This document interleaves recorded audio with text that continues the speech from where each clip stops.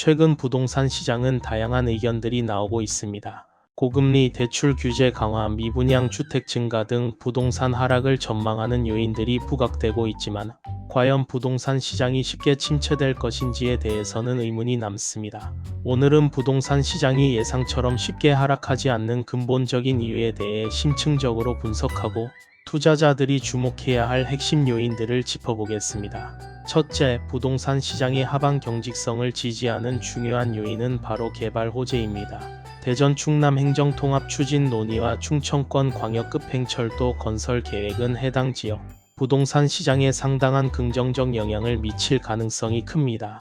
특히 교통망 확충은 부동산 가치 상승에 직접적인 영향을 주는 핵심 요인입니다.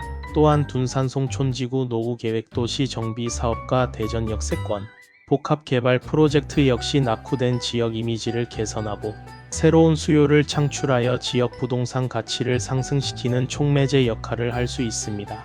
둘째, 젊은 세대의 주택시장 진입 증가 추세 역시 주목해야 합니다. 2025년에는 사회생활을 시작하고 주택 구매를 고려하는 인구가 증가할 것으로 예상됩니다.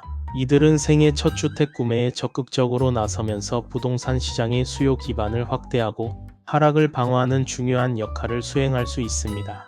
셋째, 금리 인하 가능성은 부동산 시장의 긍정적인 신호탄이 될 수 있습니다. 현재의 고금리 상황은 주택 구매 부담을 가중시키지만 경제 상황 변화에 따라 향후 금리가 하락세로 전환될 가능성이 존재합니다. 금리 인하는 직접적으로 주택담보대출 이자 부담을 줄여 주택 구매 심리를 자극하고 침체되었던 투자자들의 관심을 다시 부동산 시장으로 유도할 수 있습니다. 넷째, 수도권 지역의 지속적인 공급 부족 현상 역시 간과할 수 없는 요인입니다. 수도권은 인구 집중도가 높고 주거 선호도가 높은 지역이지만 여전히 주택 공급이 수요를 충족시키지 못하는 상황입니다. 특히 인기 지역의 신규 주택 공급 부족은 기존 주택의 가치를 더욱 상승시키고 집값 하락을 효과적으로 방어하는 요인으로 작용합니다.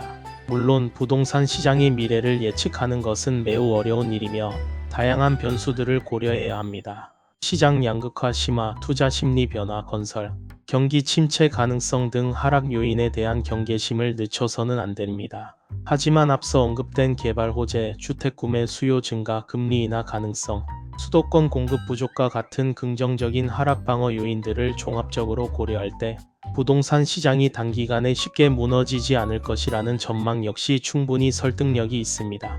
따라서 투자 결정을 내릴 때 섣부른 판단을 지양하고 거시 경제 상황과 시장 흐름을 면밀히 분석하여 신중하게 접근하는 것이 중요합니다.